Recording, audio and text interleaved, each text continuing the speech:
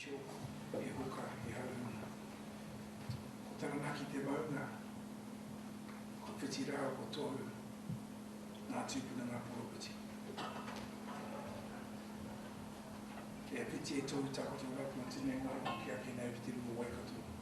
Ke rui mata taku kai tau i te pō whakatuhi. Kia ora whānau, it's definitely an honour and privilege to have the opportunity to introduce these two important speakers.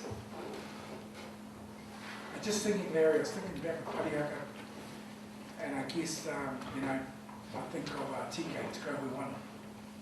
I think of TK. I think of the first time I was privileged for it to visit Parihaka many moons ago in a Paora schoolboy's uniform.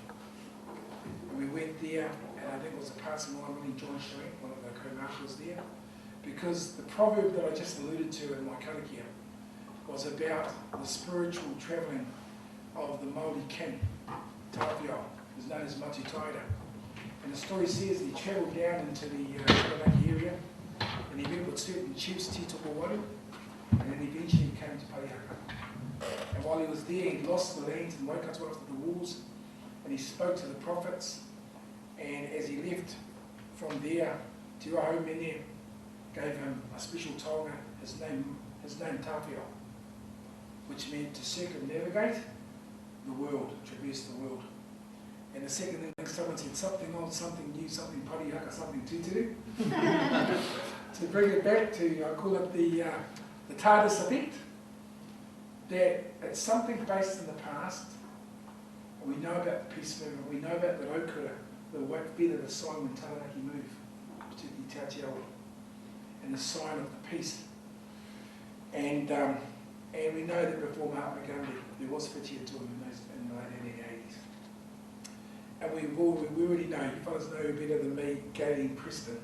But what I found out in my quarter with Paora Joseph as she was speaking half an hour ago, Paula explained to me that Gaylene has had a long connection with Parihaka. She knew the grandchildren of Whiti and Tohu that reconnected back to 1881. So that's a long relationship. And of course we know, like those Wahine Toa of Taranaki, she's been herself a woman who's pioneered filmmaking in Aotearoa, associated with Barry Barclay, Wiki and others. And of course Paula Joseph, who I found out is a long lost cousin. It's a good thing. He's a Takarangi and a Mitikingi. And those are big names when you come to the Whanganui River, Putiki. In fact, he's connected to Larry. And of course, and as I say that, Paula, I can't help but think of old Uncle John Taupara.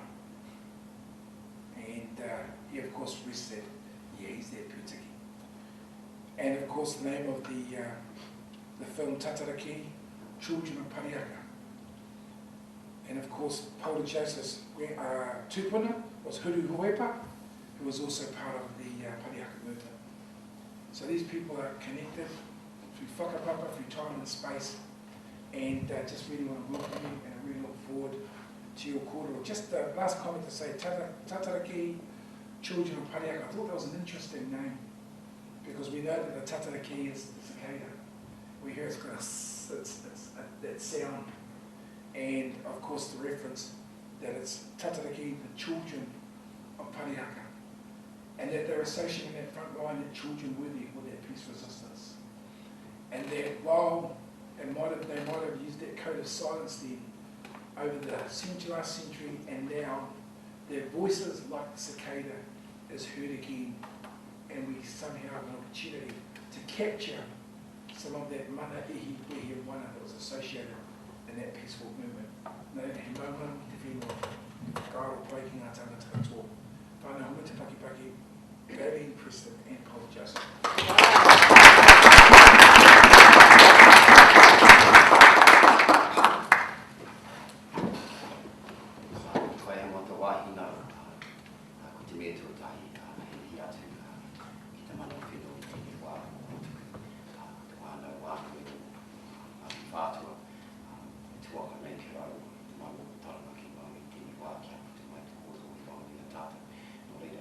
Taranaki,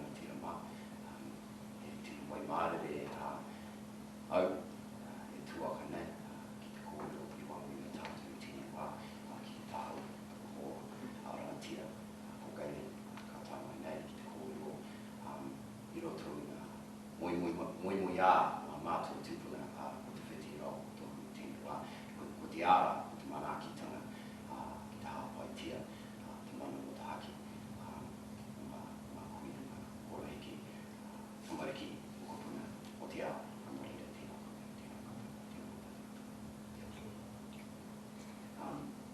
It's a privilege to be amongst you here today, fellow filmmakers and storytellers, I believe, and alongside my associate here and good friend, Gaylene Preston.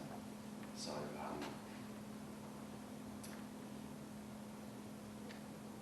it's interesting, I think the Waka's already left in terms of what our last speakers had to say this morning, so I think what we'd quite like to do today is bring it back to that corridor as well in terms of our discussion together. And sort of have a discussion together, I think, too, without getting carried away with our own waka. If that's possible. Look inside about that. So, yeah. And I think Gaylene and I did have a discussion about today, and really we wanted to focus in on, in relation to our venture, Tatarakihi, the Children of Parihaka, but to focus in on Kaupapa and Whakapapa as a discussion for us. Might bring about something old and new, perhaps. So, you could talk a little bit more about what you mean, maybe. Well, it's interesting because when Gaylene and I were in post-production with Tatarakihi, it sort of came to mind with me. I was thinking this something coming up in my mind all the time during the edit, and I was thinking, you know, what really comes first? Is it Kaupapa that comes first, or is it Whakapapa? And I thought that was really interesting in the light that, you know, I was working beside this Pākehā woman, and so I had to think about that a little bit.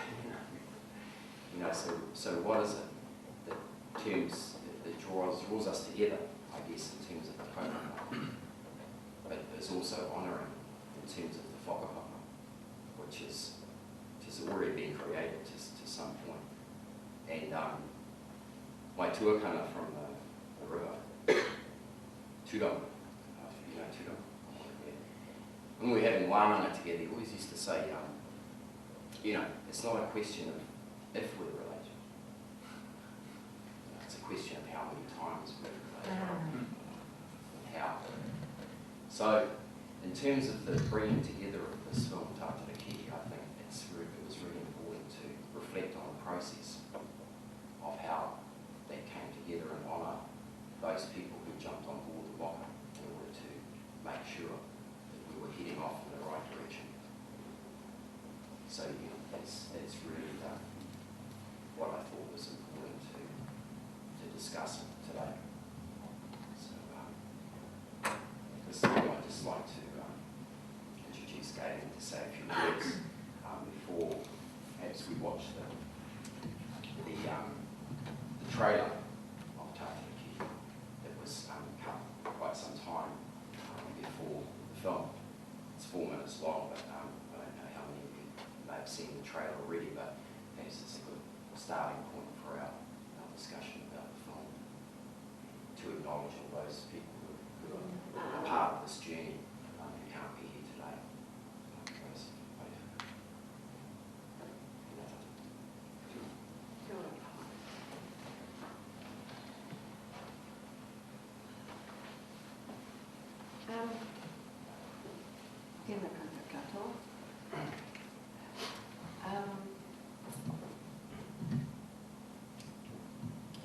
Paora and I are an arranged marriage.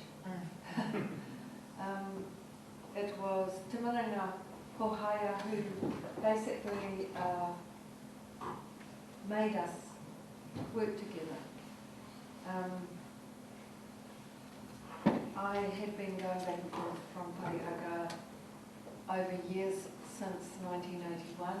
I went to Parihaka in 1985 with Erewera Nia, and we took a video workshop up at Te Pai Pai for a week during a Works Trust hui. in that time we started doing some oral histories with the aunties who were there. We had an argument about how to preserve that footage. Unfortunately, it appears that it has been lost, but I keep saying this in any gathering in the hope that the footage might emerge. Anyway, when I first went to Parihaka as a Pākehā person who'd read a book, that's where I first really discovered in my life the true meaning of forgiveness, the true meaning of compassion, the true meaning of humility, in the deepest sense. And I decided then that what I would do as a filmmaker is I would bring my skills to bear wherever they were required to work as a person who could help upskill the people around the story who were from that place, who belonged to the story in terms of the, I suppose you could say, the true whakapapa. So my role has been as midwife, really, over the years, and I didn't realise it would take so long. But when Paora,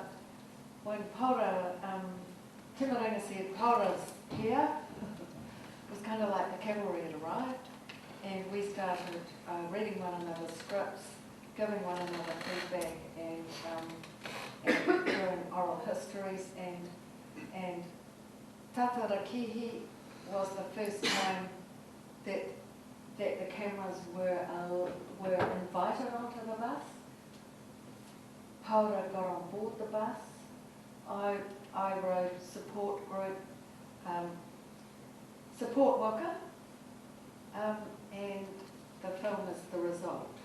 It's taken us 3 years. It's been really hard to get money for it. We've done a bit of crowdfunding and all sorts of things. And for me, it's been a wonderful collaboration, and it's involved a really interesting discussion about, well, I have to, Paora's got this idea that I think is very sophisticated and a whole interesting way to be discussing what we are doing culturally in terms of our filmmaking, which is around whakapapa and kaupapa in terms of the story. So first of all, though, we should show you the 4-minute piece. We're very proud that Tatarakihi, if you ever wanted an example of how important access is in documentary, you have it here with this film. It is made from fragments. That fragment was shot by the helicopters of Venture Taranaki.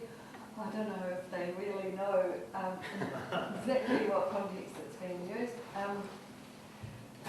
We have archival footage. Some of the material from the bus was shot by 10-year-olds.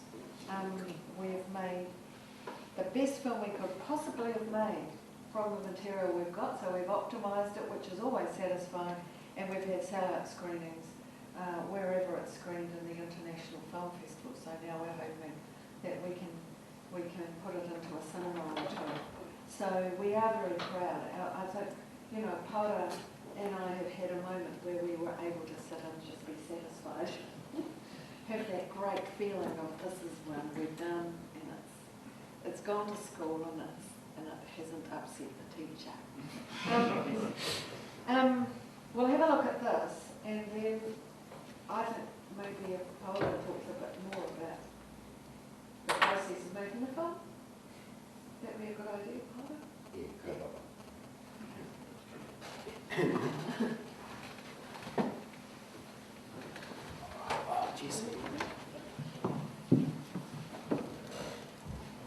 We cut this in a desperate moment when we had a rough cut, and we cut this so that Paora could go to a Pecha Cooper thing in Taranaki and we could put this on possible.com and raise some crowdfunding, which we subsequently did.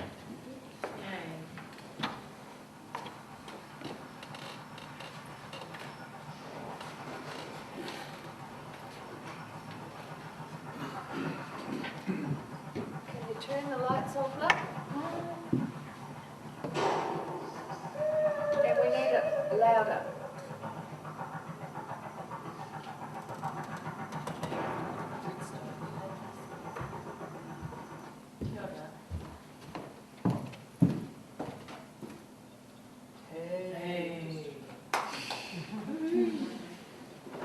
It's more extra quality. Right there, on the right. I'll fix that. Shall I try a bit more extra quality?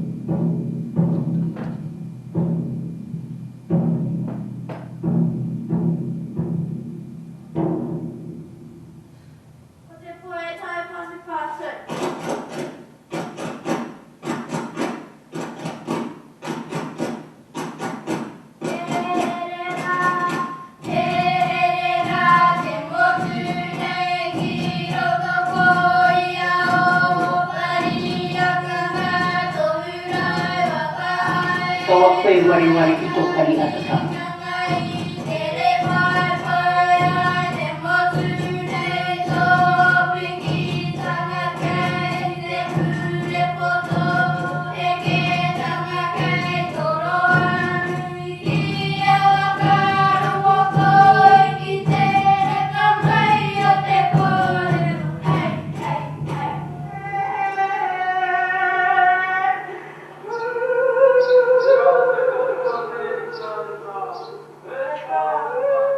Jails were often places where Māori who were having their land stolen by the Crown were put.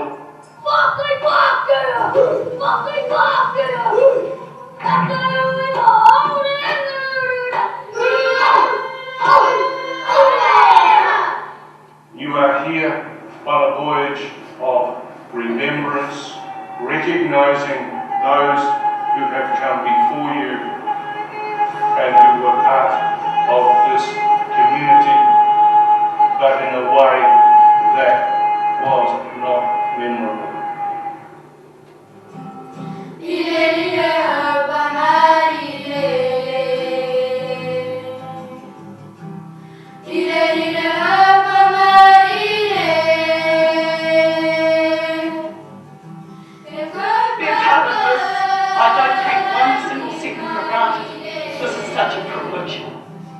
Someday, they're going to be taking their own children on the same spiritual journey that we've taken. Tatarakihi. The children of Parihaka. Who will remember? We will. Kia ora everybody, this is our whānau, and we are all proud to be part of this film, Tatarakihi, and we are on a journey to tell the story of the children of Parihaka, and we'd like to invite you to be part of our journey. Kia ora. Kia ora. Send the money now.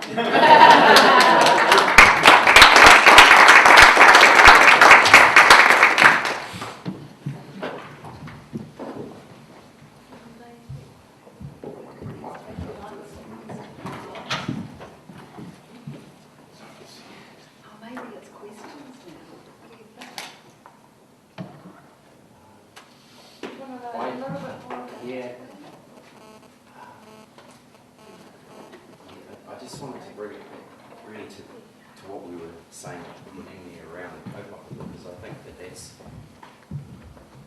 in terms of the wider discussion for this conference, I think it's really important. And there were a few things that were mentioned from the last speakers which kind of came to mind. One of them was really the analogy of the rowboat, or the rocket, and that we don't know where we're going.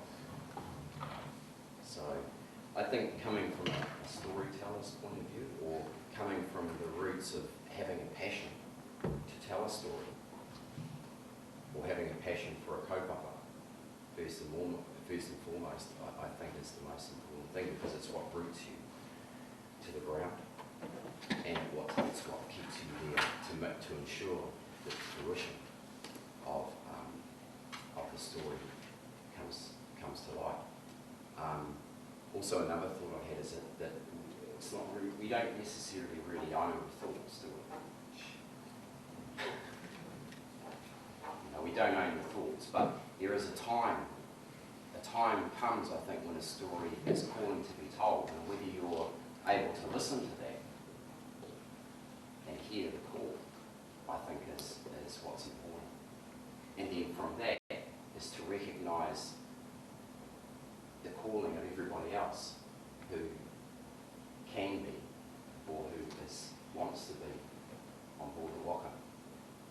So I thought that was important, because I disagree with the comment that we don't know where we're going, because I think, we're very rich as a nation in terms of story, and I think that as storytellers, if we connect with our own individual passion and how we connected to that kaupapa, it's what's going to drive us forward. And in terms of the funding that was talked about as well, another comment came up for me, another thought came up for me that, and I was just reflecting on myself, because it's very easy, I think, to fall into that position of self-pity, of feeling, I'm not being supported, this film isn't being funded, such an important film, such an important person, I'm not being funded. But in reflecting on my own process, I think it's if you're going to pick up the tōtō, then I think that's important as well. I think that taking ownership for that, and perhaps once you're more wiser, I think then you know how to bring those aspects in place. But I mean, I was an novice in terms of filmmaking and relying on a good support of a friend here amongst others, but I think in terms of the funding issue, I think that will come if the kaupapa is right, but also it's about your own wisdom, I think, as a storyteller, to know how and to know where to step and to draw on the funds at a particular time. Anyway, I just kind of wanted to put that out there, because I think it's important to carry on the thread of conversation from our last topic. And I did want to talk in the light of Tatarakihi in terms of how people come together and being on that waka, because I think it's reflective. It is a waka. Yeah. I mean, rowboats are rowed backwards and you can't see where you're going. Waka, way forward. And there's more people can fit. I mean, Gaylene can talk to this too, because I think it's important where her, where your passion for Parihaka came from. But I mean, I wasn't raised at Parihaka. And really I didn't know my connection in terms of whakapapa. So I came in through that window in terms of kaupapa, and I was with Don Selwyn at the time and doing some theatre with Don. And, I went to this matakiri. And anyway, the matakiri said to me, you have a really important kaupapa to bring about this film. I said, yeah. It was just I walked in one day.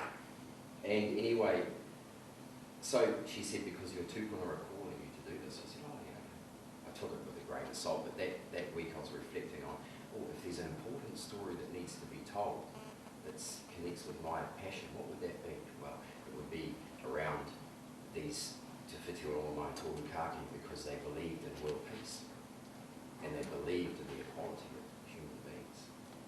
and they strove for a greater sense of belonging, retaining about who they were as people. So I that week, and I was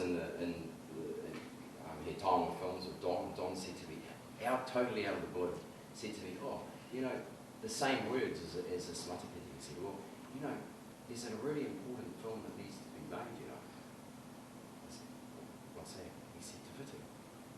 So after he said that, he reflected more or less the same words. I packed all my bags and then I left. And I went back to the river first, back to see my kuya there, Nana Nui, who's no longer with us. And I said to her, I was going to Parihaka, and she said, you. And I said, can you tell me something about it? And she said, well, you should know. That's your middle name, Te Oti Takarangi. That's the one I gave you. You know, he was the chief who took our people there. and then she said to me, and you also should know your grandfather was a cook in Taraukura, your great-grandfather, Hulu boy. Thank you, Auntie. So then I left the river, and then I went to, and my next port of call was Auntie Marge Raumati, who I had the good fortune of spending a number of years with, and recorded her oral history. You know, we've got that there. And when I first arrived on her doorstep, because I'd only talked to her over the phone, she said, you know, the old people always said that, you know, there's a reason for everything. So I don't know why I'm doing this, but here's the book of the Art of Passive Resistance, which was edited by Filmmaking. And here's another book on flowers, the 2,500 varieties of flowers. Here you go. And then that started our journey together, really, until she passed away. And there the links started to become more obvious, you know, in terms of the story. So it was this idea to tell a story, and still having an idea to tell a story in a certain way, but actually, in the end, you know, after our long discussions and Gaylene would be working on a script, and I've been working on a script for years, but that's not necessarily how the story wants to be told. I think listening, being a part of the kaupapa, and listening to how the story wants to be told, I think is very important. That's right. So the kaupapa, this is just by way of illustration. Recently, my daughter and her errant mates in Melbourne decided they wanted to make a film. And they went on possible.com. They're young and beautiful. They got their money really quickly. Then they freaked out because they didn't have a script. But part of the process was somebody got in touch and went, the film is called Right Here, Right Now. We want to make a film. And one of the people replied to them and said, you don't even have a story. And they were straight back and they said, we have a kaupapa, which will get us much further than a script. And I think that's how it's worked for us. And for me, the last year of making Tatarakihi, because it's taken us a while, and through the final stages of co-production, it became really helpful to me. Paora and his wife Janine, who co-directed with their little girl Tarangi, came to live in my house so that I could keep a close but distant eye on how things were going.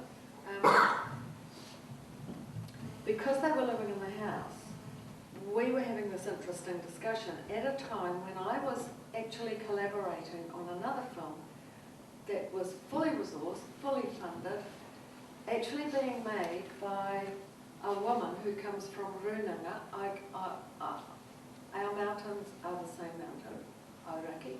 I come from Mawhera. And we couldn't have been a worse match for trying to collaborate.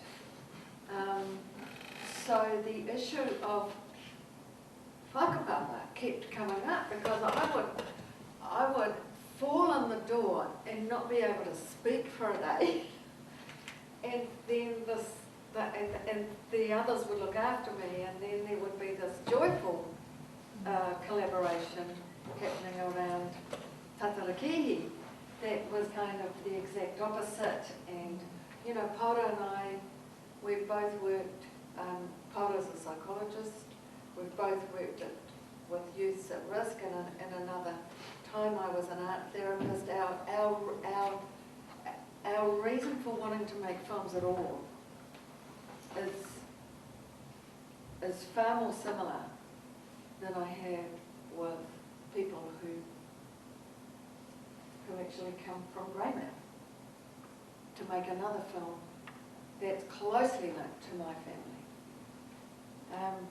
which was difficult.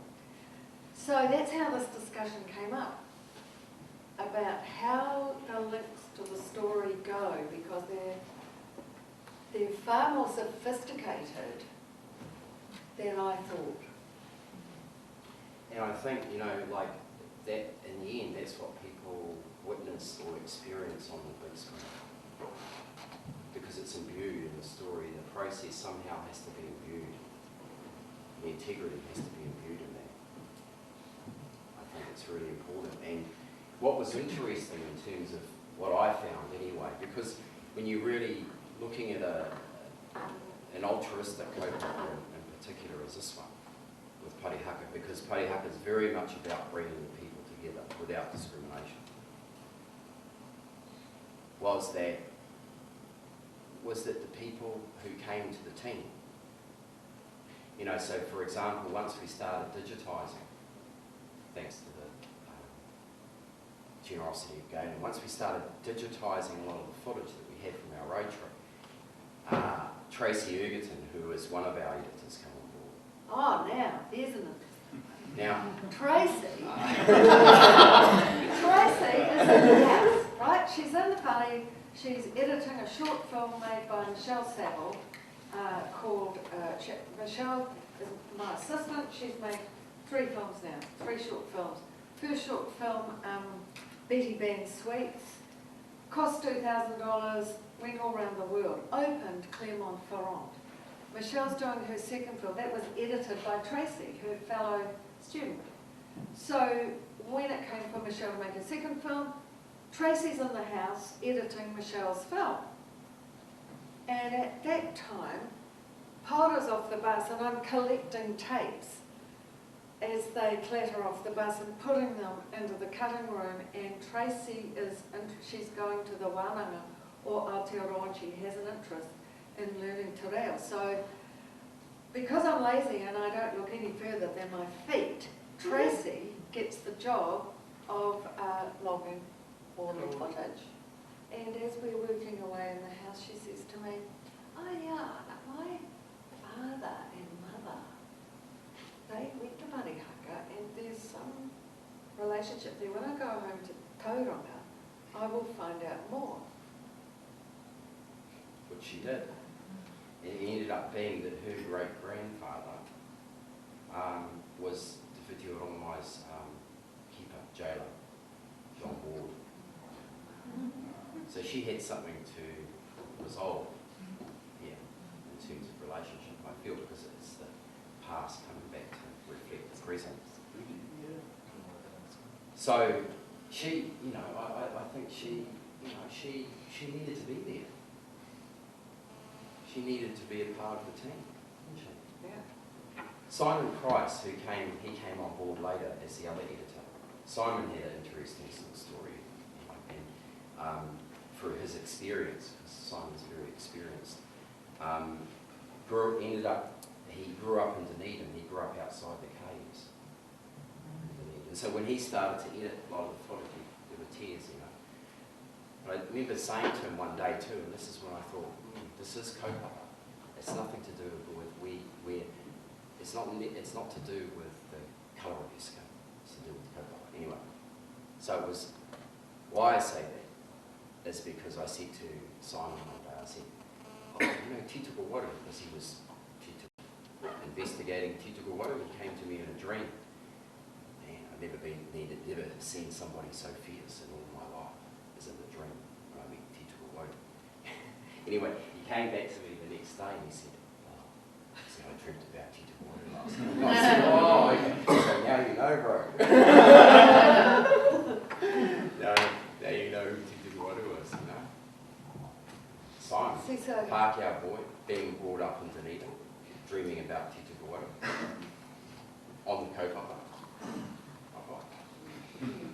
See, my great-great-grandfather died in prison in 1873.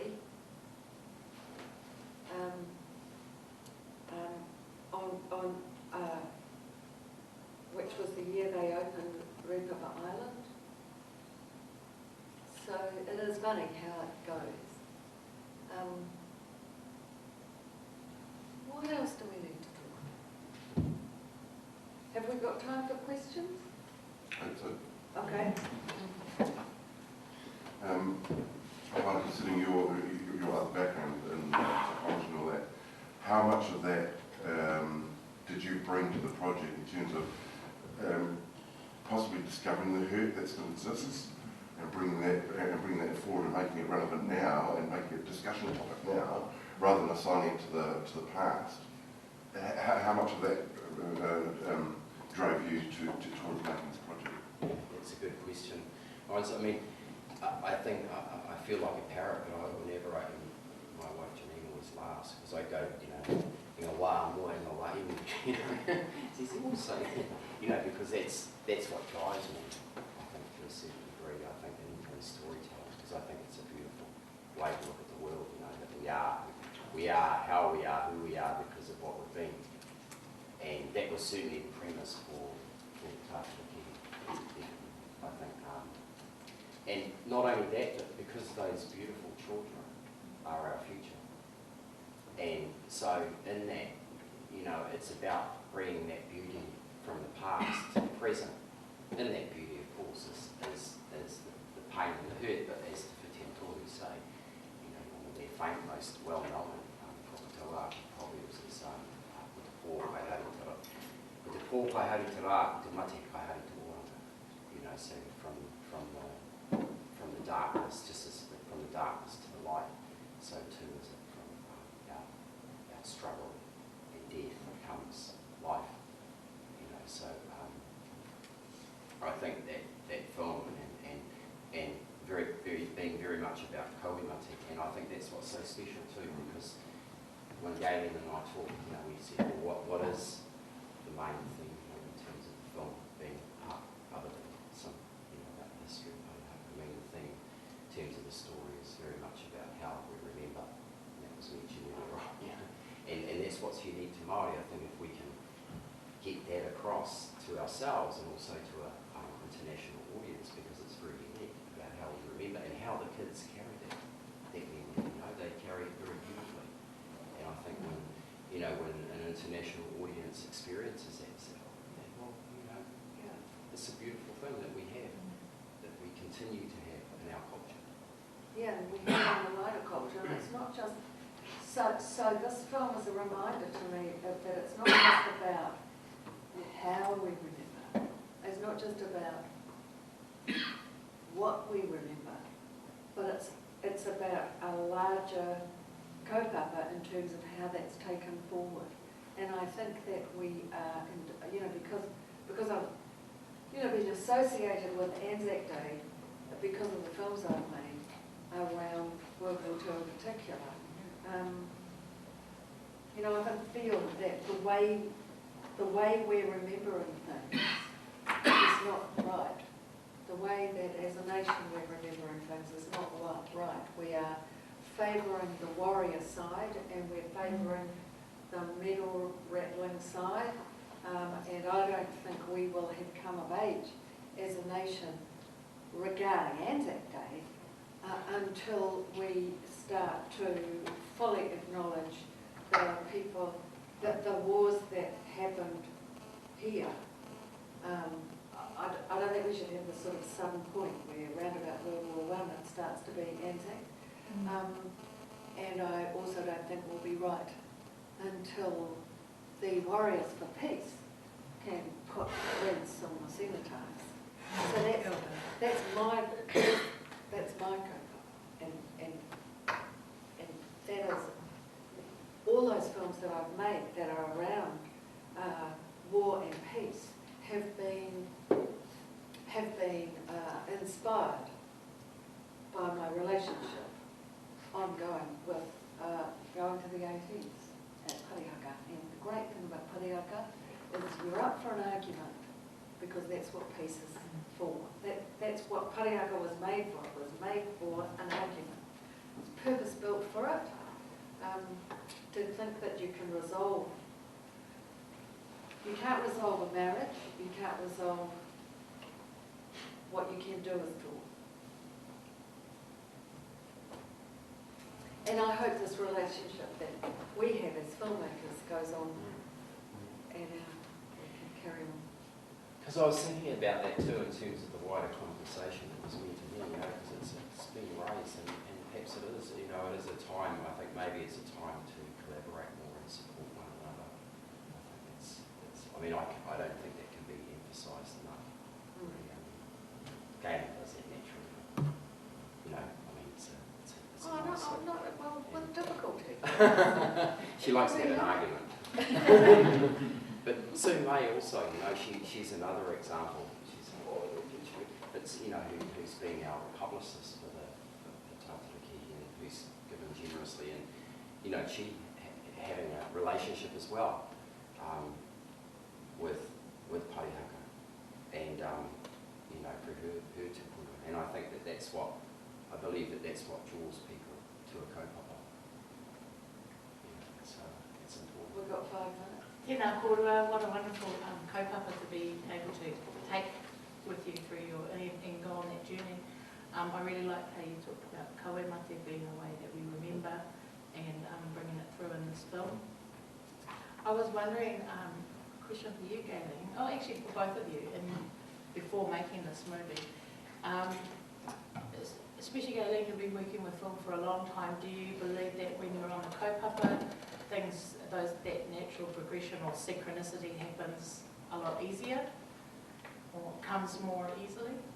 Yeah, I do think that, but I think it's partly because, well, you know, you can always ask the atua, but your brain's focused in a broader way, you know, so that you have a whole lot of problems to solve that are on the surface, but because of a kaupapa, it can be, it's not a solid thing, is it? It's something that sits there that floats around as the anchor. If you've got an anchor, you're not going to bob around on a rowboat in a big sea, no direction. You're actually going to be anchored by the kaupapa of the story.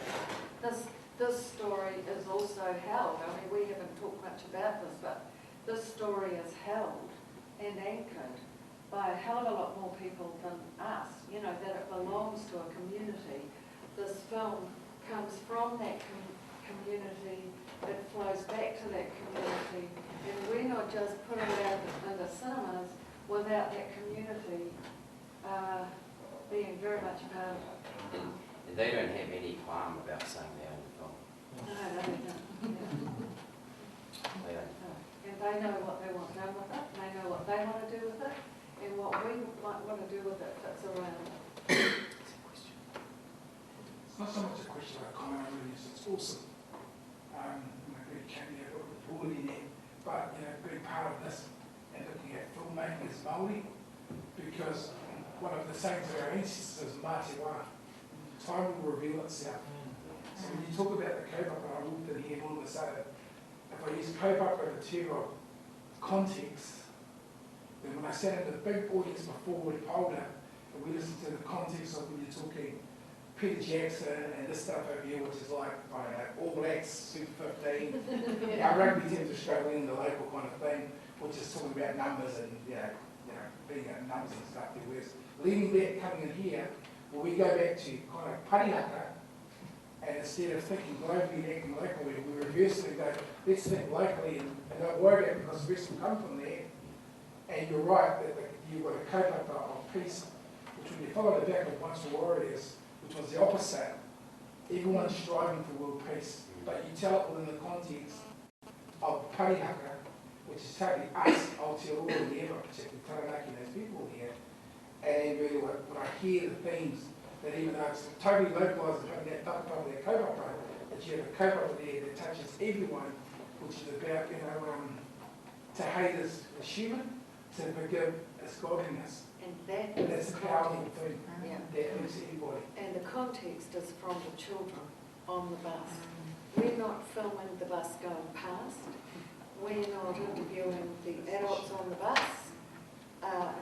This is very strongly defined by Paora from the very beginning. That we are just on the bus and we go where the bus goes and we do what the bus does. And our job as filmmakers is to enhance that. There was a certain point where Paora, because we didn't, because we had a kaupapa, we didn't have a particular idea of where the audience was or any of that. So Paora went back to the kura and said, well, do you want us to make, we can cut this now and we can make it for you and for the kura, or we can make it for the world. What do you want? And they said, well, we want the world.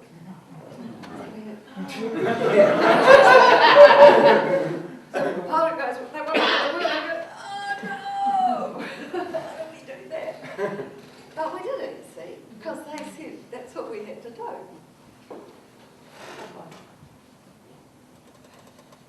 So this is filmmaking that is working from the opposite way, as you say.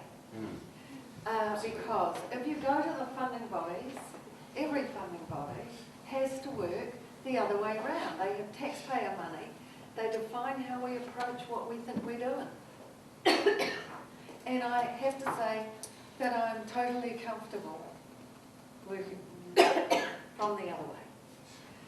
A taxpayer organisation, a place like the Film Commission, if they decide they are a commercial body, which Roger has hinted is, we're in a bit of a dark age, read this thinking, has to work from the audience back, because they have a select committee where their bosses are going to ask some very serious questions about New Zealand box office figures. So that's a whole little organisation that works according to that.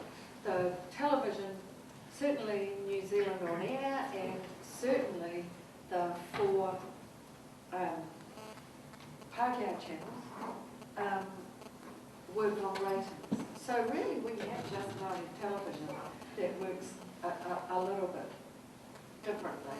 Naomi, I know you've got something to say. You can. So Naomi from the Film Commission. I mean, yes, we do. Box office is just one measure for us, and I think, when we're looking at funding films, we look at cultural elements, the careers of the people involved making the film. We look at connection with the audience, and we specifically say connection, not commercial, because in New Zealand you can't really be commercial. And we also look at sort of creative elements as well. And obviously it would be awesome to have one film that did all those things, but we just know that it's not realistic. So we are interested in cultural and creative films, and we know that often they have a box office that reflects their niche value. And our concern then is just to make sure that the size of our investment is relative to that. So, we do support documentaries. We've funded a couple in the last year. No, we're not saying, we're actually not talking about that. We're actually talking about how the road gets defined by the path to the audience. And what we're saying is, this road was not defined by that. It was actually defined by where the bus went.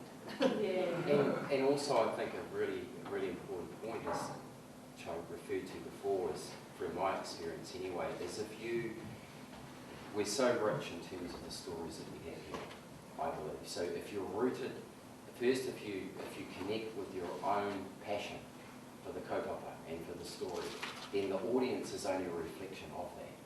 We don't need to worry about the audience because we are our first audience. And it'll be an amazing story. I guess I'm just trying to say that we're not all about the box office all the time. So we are also concerned about people telling a story. Yes, but the fact of the matter is that the public funders, I'm talking about from the time the Film Commission was set up in 1978, I mean there was a moment there where the political will understood the cultural need to tell New Zealand stories and put them in. And I mean, Larry, you were around and you saw how that changed. It changed over about 3 or 4 years, so that the government kaupapa is about promoting New Zealand as a tourist destination, which is why they've put 122 million into the Hobbit under pressure, because the All Blacks don't have good reach into the USA, and it's that simple. And I didn't make that up, I just happen to know that's what John Keith said about it, in confidence to someone who then told someone. In confidence. In confidence. And those things, I mean, I congratulate the little group who work at the Film Commission in terms of how you bend those around to accommodate. You know, that you bend around what your masters need to accommodate what's really happening. But where's... So you've got a kaupapa problem. I mean, the Film Commission has a kaupapa problem because of its political masters that change what it's supposed to be about. If we looked at, well, you look at the audience in that previous session on the ground, and all of those people are responsible people. And the rules that grow up around public funding keep the crazies away. You know what I mean? And unfortunately, and unfortunately, to do that, you get quite constricted. You know. But you know, there's obviously, I'm interested in your scenario, and it seems to me that there's a failing of the system where someone like you, who's stepped alongside of Paora for a kaupapa like this, can't get the funding. Can't get funding. We couldn't even get a reply. We put an application into Māori TV and we're still waiting for the reply. So we should be looking at that issue as an issue, and saying, well, hang on, somebody like Tamana like Paora, perhaps, should have, because we can't look at anything until the broadcaster says they're going to, but maybe, because it's beyond creative New Zealand, like the because film's not an art form. No. Yeah, but maybe the Film Commission they cut that funding. Well, we should have a discretionary fund that's available. You know what I mean? It's had $10,000 from the discretionary fund of the CEO of the Film Commission because it didn't qualify as a feature because it was too short. I think what Larry's saying is true, and I think you could say the same with New Zealand on air as well. Like if we're always going to be beholden to triggering cash through commercial bodies, then you just get stuck up. It's just a bad model. It just doesn't work. It does put barriers in place that for some projects shouldn't be there. This film, in fairness, looked very like an educational video on paper. The Children of Parihaka, nice little educational thing. The fact that the people on board are making a piece of cinema kind of escaped everybody. Possibly us, as it grew. Can I just ask one question? I was really interested to know, Paora, looking at that kaupapa that you've, this whole evolution that you've been through of recognising how you're working. Like, how do you see that moving forward? That's in terms of what you want to do next and how you bring that to your other projects? We've got to pay off 20 grand that we owe. Happy to talk to anybody who's got ideas on it. How we might be able to get it. Yeah, I think it's an intrigue because it evolves, But I think the conversation we're having now is important. Just yesterday I had a very valuable meeting, just about this, I think, which there's potential for that evolving into something else, because it's not really, and it's what I said to this person yesterday. I said, well, if we put the kaupapa first, then the film is the vehicle that can potentially carry the kaupapa, but the film isn't the kaupapa. And that's a huge shift. That's an enormous, enormous fundamental shift. The film is not the kaupapa, the kaupapa is the kaupapa. And what I find interesting about that is then what you're talking about is, you know, because it's always the model of let's get one film up and then let's try to do it again and again and again. You know? Get a bigger film up. Yeah. I mean, that's not the kaupapa. And I mean, maybe you make a short film. Maybe that's better than a big film. You know what I mean? Yeah. It's a longer vision. It's called creating the beaten track, you know. Yeah. Sheep do it well. That's right. You've had moments where you've got your, what are they, machete? Those things that... Size. No, those things that... Sickle? Sickle, no, they... Yeah. The really good lawnmower? Oh, sledgehammer. No. Yeah, one of those. Cut the track through, you know, it's necessary. Yeah. So the idea that the sun main road and that you can have a career, look, every time I thought I've got a career, it turns to shit. It's better not to think that way. For me, it has been much better to actually just burrow and serve. Like the ideas come and you have to serve them. And mainly you try and make them go away, really. It's like how many people here, and I've developed all the places, and how many people in here in the service of the kaupapa. You know, I mean, I can see them all around Leo, Film Festival, Dan, you know, and Lawrence, Kath, also at the Film Commission, you know, working with yourself, and people who really, you know, are in service actually of the story and do believe in something that's been greater than kind of those What is I'd add, you know, because I mentioned that really needs to be looked at by Tamanga Paho and New Zealand and Film Commission, is the whole notion of cultural resonance. Because I think why you guys pop it so much is because the film comes out, and it's not even whether it does box office or not, because it kind of appears and disappears. And it even gets into the theatres, you know, it plays at 80 theatres across New Zealand and no one even notices. And then this one comes along, and it's all about a cultural resonance. It's all about, first of all, it's built around community filmmaking. There was a film that came out recently, Lawnmower Men of Kapu, and the whole film is not anything that the Film Commission would want to shop to film festivals international, because it doesn't tick all the boxes on the art film category. But in terms of community filmmaking, she brought a whole community together. And in terms of like resonance, you know, 30 years from now, 100 years from now, which, you know, was a real big theme this morning, you know, these little kids on your bus, they're all going to be watching this film with their kaumātua. And Lily, what she did, she just basically said, I wanted to document all my aunties while they're still alive.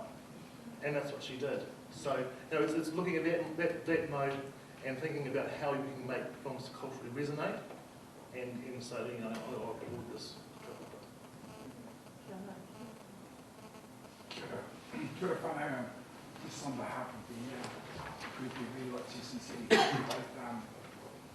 I think it's Paora, I think it's really interesting within the context of Te Ao Māori when we look at telling our stories and integrity towards those stories and those places and places to it belongs to. So I think when we started and said identify the kaupapa first and then go to the whakapapa and then find your waka and tell that story, whether it's television, movie, short film, whatever it is. So I really appreciated that you shared that with us today, because it's as simple as that in Te Ao Māori. You know, I'm just thinking, Larry, every time we meet on the marae, we know the first thing they ask is, what's the kaupapa, why are we there? Because that gives you the context and then you know what you're doing. Without the kaupapa, we say, without the take, without the reason, kore take. It's as simple as that, without a take. You have a take, and the take is to tell the integrity, the story of Parihaka, and the way you're choosing to do it is through the eyes of those children. But that will be one of many ways of telling that story, I guess. So the kaupapa remains. It's just different. The kaupapa remains, the whakapapa is maintained, but the ways you retell the story is different formats. So we want to thank you for sharing it with us. this morning in it, and I know there's other important, there's other things we're going to move to, but really want to acknowledge it. The last thing he told me to whatever when you mentioned Milton. So I'll just finish with that, Lawrence, because my mate TK, he told a great story. And I was with TK, and of course he's got a twin called Whiriwaka, as a native, and the story is that, I said, this is a great one, I don't know if they'll film it, but I said to TK, what happened? He said, well, on the last morning, I was asleep, they must have given me sleeping pills so I'd sleep in, and by the time I woke up, well, who was this? What's that, TK? Bloody helicopter. They picked up Milton, and they took him up on top of Taranaki.